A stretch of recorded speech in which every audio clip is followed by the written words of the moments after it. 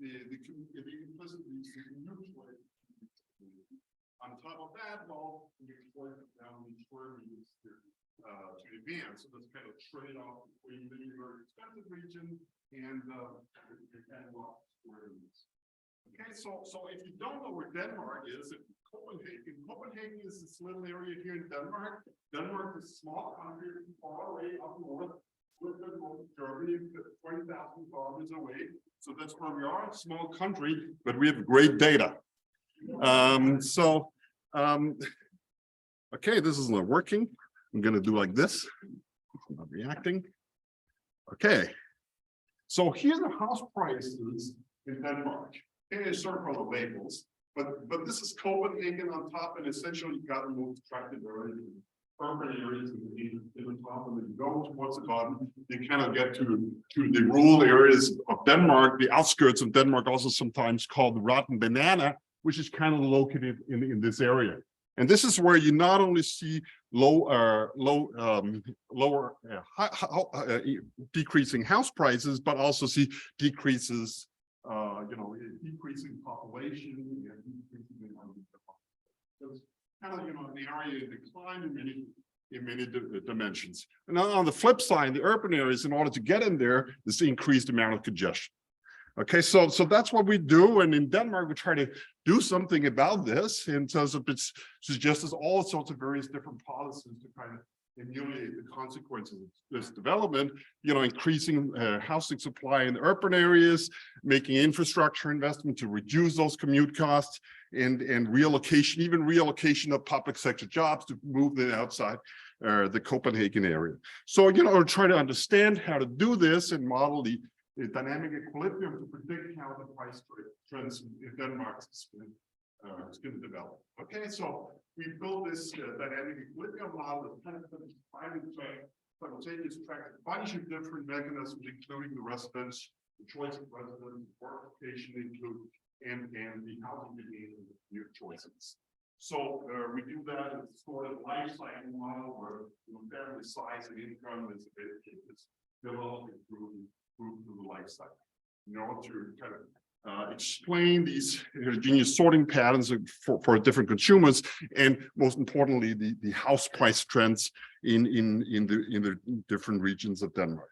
So we structurally estimate this model on these Danish register data. And we have lots of data that you know everything about anybody in Denmark. Where people live or work in family compositions and so on, or house prices. So we're going to try to follow those rich dynamics with our model, and the model, price that benefits these data pretty well, including actually those house price trends I show you in the beginning. So then, using the model, we simulate the effects of on house prices, on the sorting patterns, in terms of residence and work location, and do a bunch of counterfactual equilibria. And then I'm going to focus on this one today, which is reducing the commute cost for a particular population group of people that are highly educated. Okay, so actually this project came around in order to look at another counterfactual that we call it's like Denmark. We're going to build a whole island that increases the housing stock. So you might say the same counterfactual increase in house stock 10% is going down the blue. It's on the table. So we're going to have here in Denmark 2.4 million square meters built in this island here. It's a huge major public investment from the Danish government, ranging to about 2.3 billion Danish or US dollars actually. So that's how you see these how these square meters is going to be phased in over the 30-year period, and we can use this model to kind of predict the house price trends in response to this counterfactual. But for now, I'm just going to focus on how this extended commuting for the high school workers is going to move the high school workers out of the city, so the prices drop in the center, the low skilled people can move there, and that also has an effect on the intensive marginal labor supply, the people that start to work more because they don't have to, they're on the margin of well, we're actually paying to really commute a long time into the center of Copenhagen.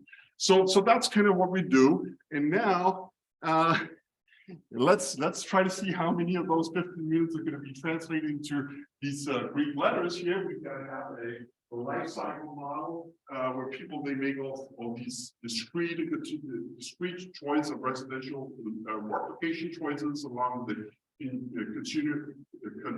continuous housing demand choice, essentially taking into account the development of state variables, which will be, the location choices, work location, residential location, along with some individual states that are largely marital status, children's status, age, education, and so on. So I'm going to try to see if I can get you through the utility function. So essentially, people, they get utility from consumption, which is income net of housing expenditures. So each of the different regions, for regular prices, and then we have the housing demand, and it's going to be some utility of housing, which take this for granted for. And then we allow for the time cost of commuting, so that we can, essentially, we can back out of the commuting as much, where people live and work, and then we can calculate the time it takes. It takes to commute, and then there's some utility costs as heterogeneous across consumers that we can kind of back out and estimate. So that's what we do. And here's a little bit about the timeline. You wake up in the morning, you got your states, then you got your right extreme value shock, you make a decision on where to work, and that's going to be among those are different regions, including the outside option of not working, not having a region to work in. So you can have both voluntary and involuntary employment, because it's going to be some sort of stochastic transition, the job arrival rate, job destruction is going to depend on the state variables and decisions. You can search for a job with a particular region, but you may not get it. You can use your current job and so on, and that's going to lead you to the work location outcome in the following period. The realized work location. That's what we got to sort. And so let's see.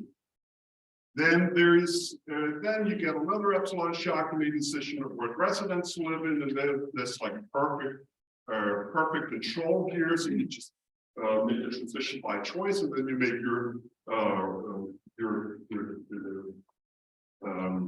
housing demand. The choice was kind of essentially treated as a static model. We can kind of back out what the housing demand is for the vertical conditions.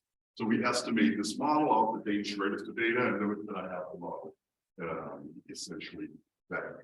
Okay, so that's what we do, and then you wake up in the next morning and you have the data, you're ready for another day. So that's pretty much the model. Here's how we estimate it. We estimate all these, we use one in the first of them, governing the transition rules for essentially for income equation, the income tax system, transition problems, children, marital status, and survival rates.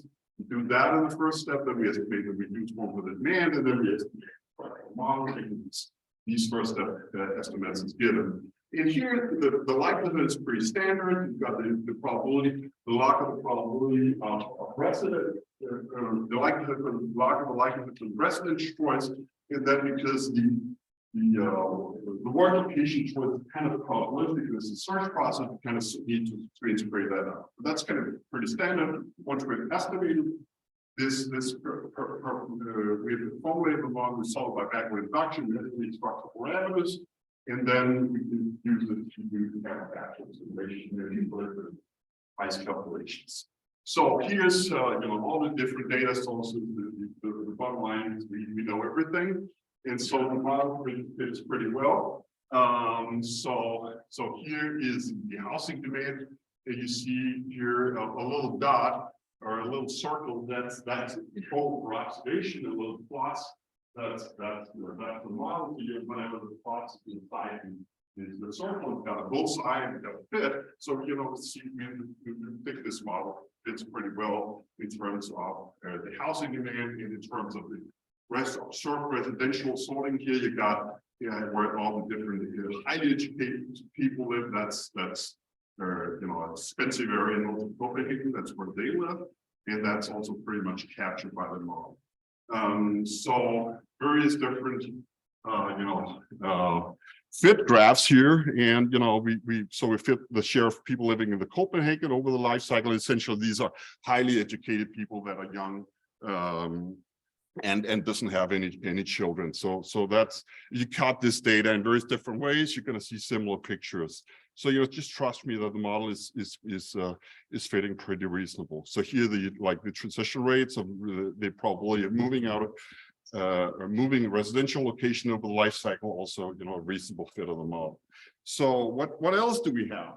Okay, so these are the commute time maps. I'm not going to look at that, but one thing is that we can actually match the sorting in terms of the market share where people live. And where they work, we also match the pairs where they live, which is going to give us a fit of this graph of the commute hours. You see here as people age, they essentially are commuting more and more. And the high educated people, these are the high educated people there, they tend to live close to their jobs, and the model is doing a reasonable job of fitting that. Okay, so then we do the equilibrium prices, and so we essentially use the model to derive the demand and microaggregate that up for a given price vector, and then we create supply and demand in order to see if we can predict the prices. And yeah, we do. So this is where Fedor said, "Crikey, you take a look at this little beauty. This is the price development that observed." And the predicted prices for all these different regions that on top of each other. If you look at a particular region, you see that the model actually fits up well. Okay, so I have still 2 minutes left.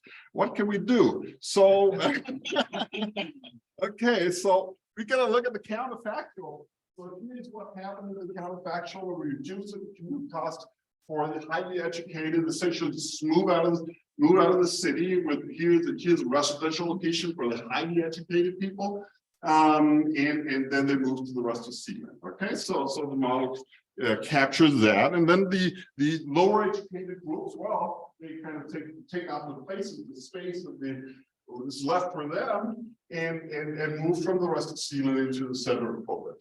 Okay, so that's what we do, and they also change their work location choices in response to that, and prices is going to change in response to these high income people who now no longer can put a lot of money on the table in the center of Copenhagen for very expensive housing. So you're going to see decreasing house prices in the center of Copenhagen and increasing house prices out there.